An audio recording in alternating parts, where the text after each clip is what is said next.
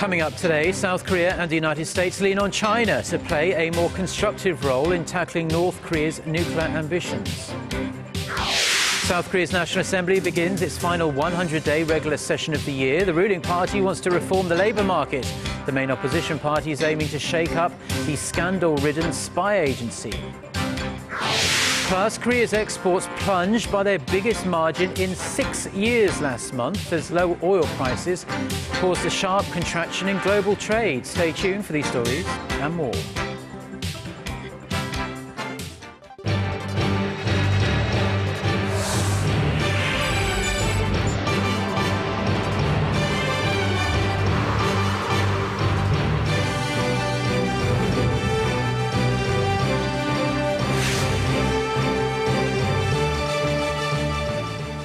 Hello, it's noon on Tuesday, the 1st of September. You're tuned in to our midday newscast here on Arirang TV. Thank you for joining us.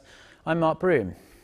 Our top story this afternoon, the top diplomats of South Korea and the United States have been holding their third bilateral talks of the year, this time in Alaska, discussing ways to tackle North Korea's nuclear program. Yoon Byung-se and John Kerry touched on the importance of China playing its part. Hwang Sang-hee reports. South Korean Foreign Minister Yoon Byung-se and his U.S. counterpart John Kerry have agreed on the importance of China's constructive role in dealing with North Korea. This at a bilateral meeting in Anchorage on Monday, just days before President Park GeunHye attends a military parade in Beijing to commemorate the 70th anniversary of the end of World War II. President Park's attendance had raised concerns that it may damage relations with Washington. The U.S. has declined to take part in the event, seeing it as a display of China's military prowess. But at Monday's talks, Yoon explained the reasons behind President Park's attendance, to which Kerry expressed sufficient understanding. Officials say Minister Yoon proposed bolstering trilateral cooperation with China to prevent North Korea making further progress on its nuclear weapons program. Beijing has been reluctant to get involved in three-way engagement due to its relationship with Pyongyang. Chinese President Xi Jinping is scheduled to visit the U.S. for talks with U.S. President Barack Obama at the end of this month. That meeting will be followed by summit talks between the leaders of South Korea and the U.S. in Washington in October. The two ministers agreed to use these occasions as opportunities to continue their cooperation against North Korea's nuclear ambitions. Hwang Sang-hee, Arirang News. President Park GeunHye says following up on the recent inter-Korean deal to defuse tensions will end 70 years of tensions on the peninsula and place the two Koreas on a path towards a peaceful reunification. At a cabinet meeting on Tuesday, she said the reunions for families separated by the Korean War, which the two sides agreed to resume, should be enforced to allow them to meet or maintain contact on a regular basis. On the domestic front, President Park said it's time for South Koreans to start focusing on social reforms and reviving the economy. She also called on workers, management and government who recently resumed labour reform negotiations to make compromises for the country and the people.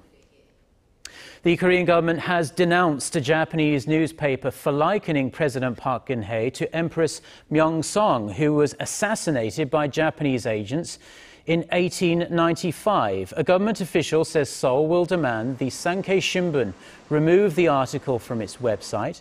It will also urge the paper to ensure that no stories of a similar nature appear in the future. The official says the government will convey its message through the Korean embassy in Tokyo. The newspaper published an article on Monday in which it said President Park's decision to attend China's military parade this week was an act of sycophancy, comparing her with Empress Myeong-song. It then claimed Korea was trying to double deal with the US and China. Korea's National Assembly will start its final regular session of the year this afternoon. Over the course of the 100-day session, the ruling Saenuri Party hopes to pass a set of bills aimed at reforming the nation's rigid labour market to create more jobs and revitalise the sluggish economy. The main opposition New Politics Alliance for Democracy hopes to make headway on shaking up the National Intelligence Service and overhauling the governance structure of Korea's powerful family-controlled conglomerates. The two parties are also tasked with inspecting government offices in the coming weeks and reviewing next year's budget. The Assembly is required to strike a deal on budgetary matters by the legal deadline of December 2nd. The Korea Centers for Disease Control and Prevention will be given total control over government measures from the early stages of a new infectious disease outbreak in the country. Now, this would give the director of the CDC the status and authority of a vice minister.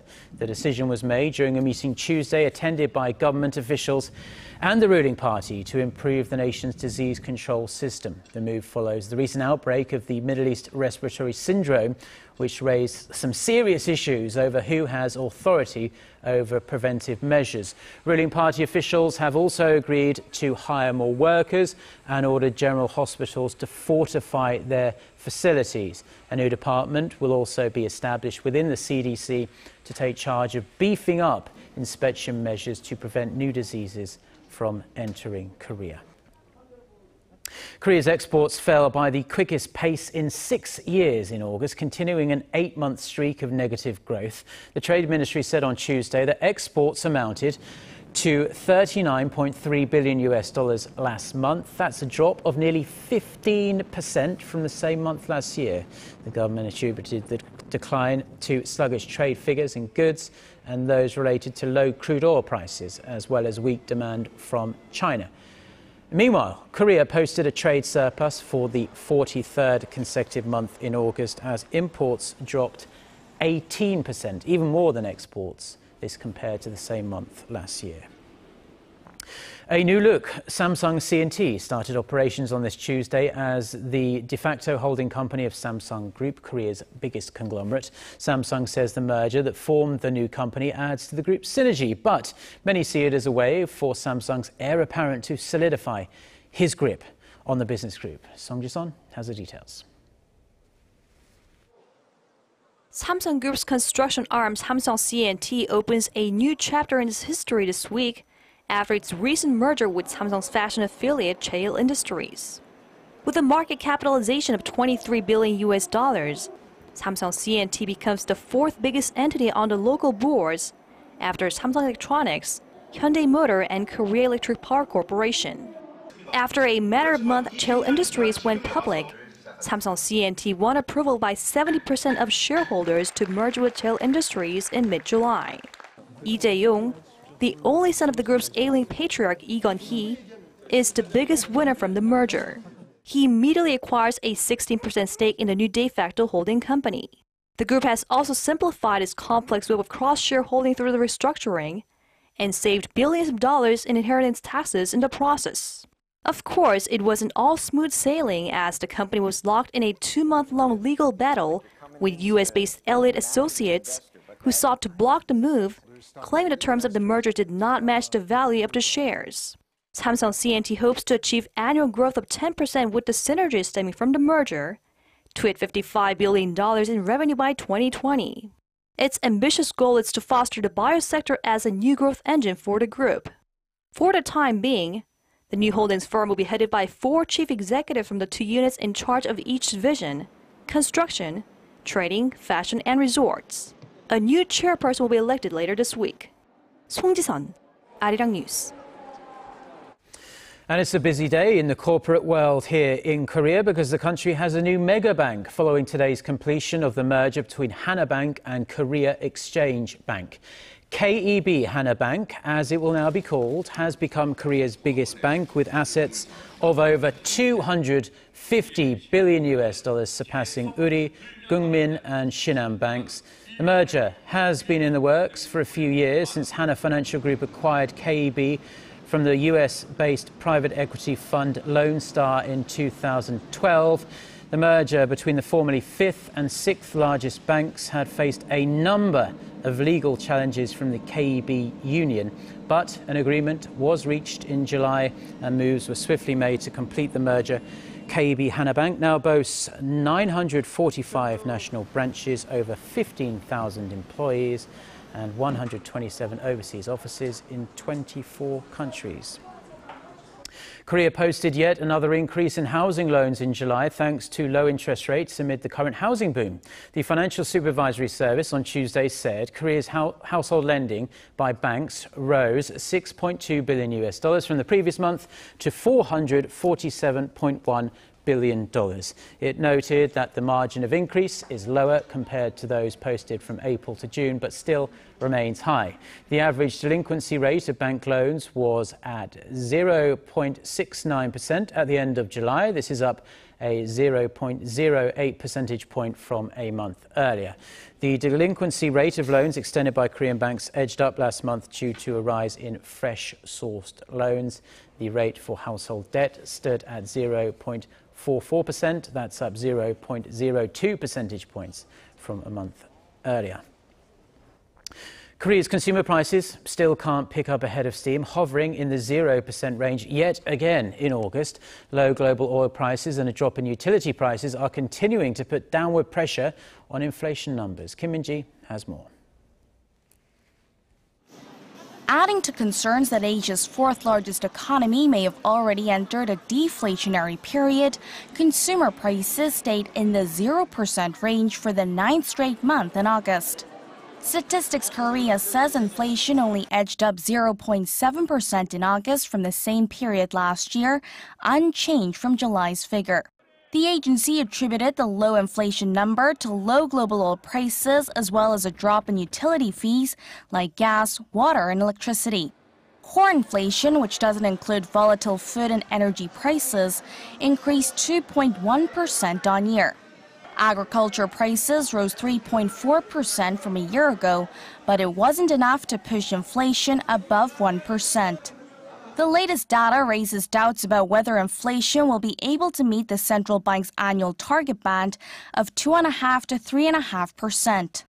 The Finance Ministry, however, said the likelihood of greater consumer demand is expected to lift inflation in the coming months. The ministry added that it's keeping an eye on the market prices of agro-fisheries, energy and rent, things that have a direct impact on people's lives, to prevent sharp price hikes. Kim Min-ji, Arirang News. Now, people who withdraw large sums of cash from ATMs in Korea will notice a big change from Wednesday. Bank customers who wish to take out more than 1 million won, roughly $850, will be forced to wait 30 minutes between withdrawals. That's down from the current 3 million won limit. The change also applies to bank transfers, which can be done at ATMs in Korea.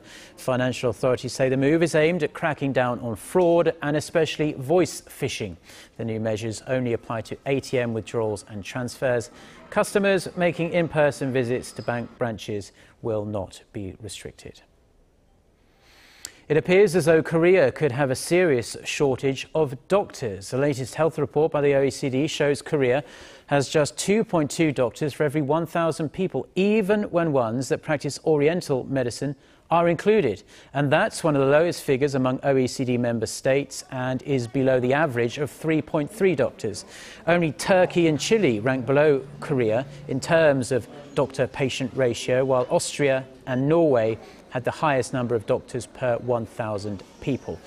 The ratio of nurses to people in Korea has risen to 5.2 from just 4.3 in 2008. That figure, however, still lags behind the vast majority of OECD members. Now, amid the escalating migration crisis within the European Union, Germany and France are urging all member nations to share the burden. And that's not going down well with other members, though, who are strongly opposed to a proposed migrant quota system. Son Jung-in has more. A long line of trucks are bumper to bumper on the main Budapest-Vienna highway. The huge traffic jam was created after Austria stepped up vehicle inspections at its Hungarian border following the tragic deaths of 71 migrants who suffocated in a truck.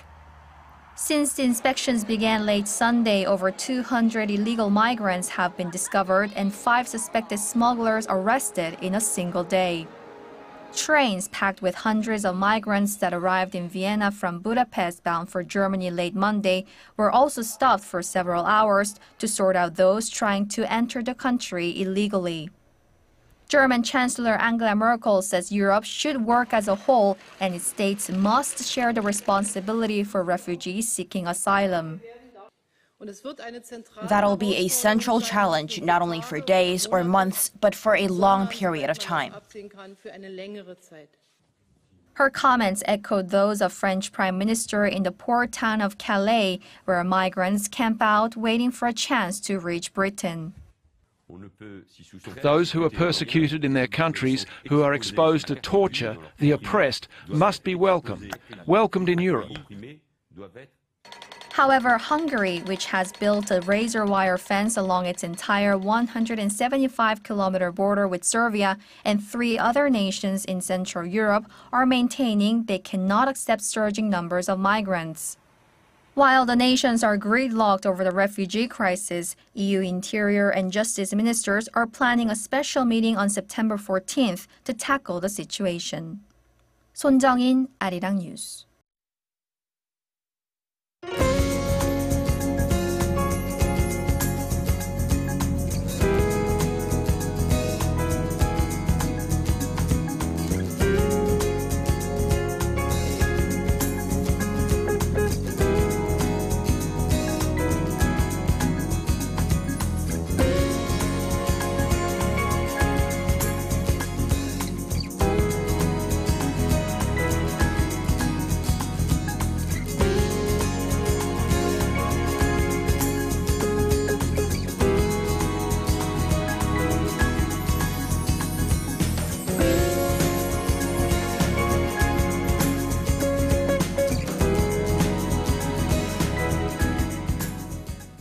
Well, that's all we have for now. I'm Mark Broome. Have a great day, and thank you, as always, for tuning in. We do hope to see you at the same time tomorrow. Until then, goodbye.